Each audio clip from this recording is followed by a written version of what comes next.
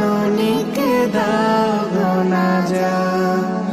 মাসের সেরা মাস এলে রমজান, মধুর সুরে মা পড়তো কোরআন।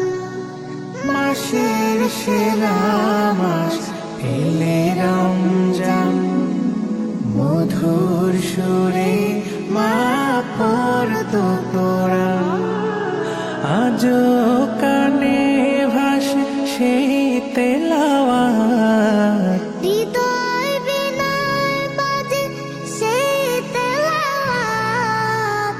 আমার মাকে প্রভু দাও জান্নাত, আমার মা জননীকে দাও গো নাজাত। মাঝ রাতে সাহারি রান্না করে, ডাকতো আমায় মা আদর করে। মাঝ রাতে সাহারি রান্না করে,